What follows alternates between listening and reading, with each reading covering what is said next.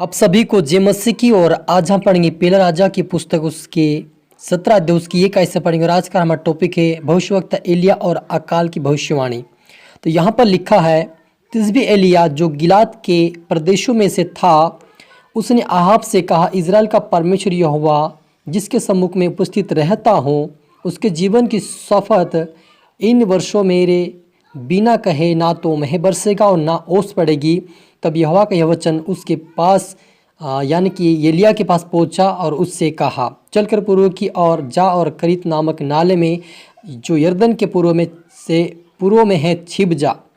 Hallelujah. उसी नाले का पानी पिया करना और अपने और कौवों को आज्ञा दिया है कि वे तुझे वहाँ खिलाए।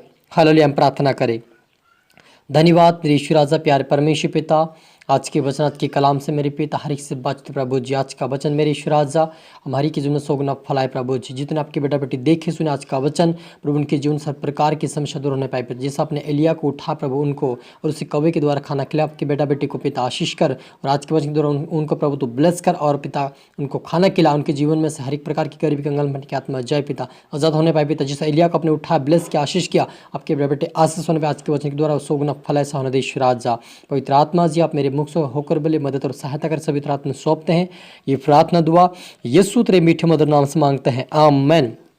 तो मेरे अजीजों, यहाँ पर हम देखते हैं पहले राजा की पुस्तक उसके 17 अध्याय उसकी 1 आयत से पढ़ता फिर वहाँ पर लिखा कि तिस्बी एलिया जो गिलाद के प्रदेशों में से था, उसने आहाब से कहा, इज़राइल का परमेश्वर यहोवा जिसके सम्मुख में उपस्थित रहता हूँ, उसके जीवन की शपथ, इन वर्षों में मेरे बिना कहे ना तो मह बरसेगा और ना ओस पड़ेगी।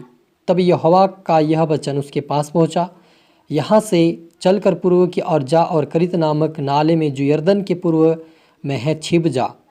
उसी नाले का पानी तू पिया कर और मैंने कौवे को आज्ञा दी है कि वह तुझे वहाँ खिलाए। यहोवा का यह वचन मानकर एलिया यरदन के पूर्व की करीत नामक नाले में जाकर छिपा रहा, और सवेरे और सांझ को कौवे उसके पास रोटी और मांस से लाया करते थे और वह नाले का पानी पिया करता था। हालेलुया। मेरे अजीजों, यहाँ पर हम देखते हैं कि परमेश्वर यहोवा ने एलिया से कहा कि तू आहाब से कह दे कि आप पानी नहीं बरसेगा। हालेलुया।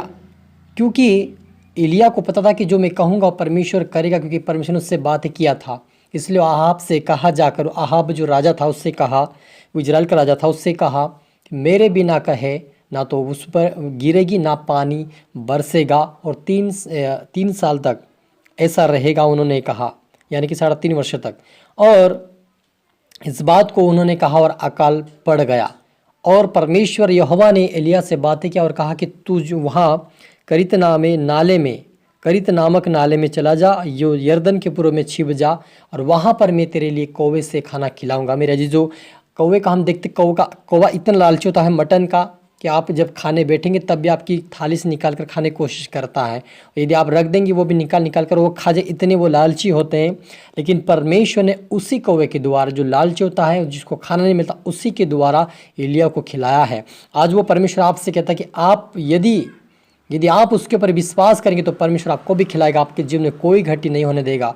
बस आपको विश्वास करना कि यहोवा यदि एलिया को खाना खिला सकता कौवे के द्वारा, तो वो मुझे भी खिलाएगा। मेरे जीवन में भी वो कार्य करेगा, मेरे परिवार में भी वो कार्य करेगा, हमको आशीष देगा। परमेश्वर हमारे जीवन से गरीबी को दूर करेगा, हम एक दिन देने वाले बनेंगे। आप यदि इस प्रकार से प्रार्थना करेंगे, आप इस प्रकार से विचार करेंगे, परमेश्वर आपके जीवन में कार्य करना शुरू करेंगे। क्योंकि यहाँ पर हम देखते एलिया को परमेश्वर ने कहा, वो उसी समय जैसे परमेश्वर ने कहा कि तू करीत नाले में जाकर छिप जा, उसी प्रकार विश्वास किया और वह छिप गया। यदि आप और मैं होता तो वहाँ पर हम कहते कि यहोवा ऐसा कर सकता है क्या वो कौवे के द्वारा यानी कि चिड़िया के द्वारा खाना खिला सकता, पक्षी के द्वारा? हम विश्वास नहीं करते और हम क्या कहते, ये फालतू बातें हैं। लेकिन एलिया ने जो था विश्वास किया, और उसी प्रकार से 3.5 वर्ष का अकाल गिरा, और उस अकाल में परमेश्वर यहोवा ने उसे खाना खिलाया। लेकिन जब वहाँ का जो करीत नामक नाला था वहाँ पर पानी सूख गया, तब परमेश्वर ने की विधवा की बात बताई और उसके यहाँ तो जा, और वहाँ पर भी वो जाकर परमेश्वर की दासी से कहा कि मुझे पानी पिला कटोरा।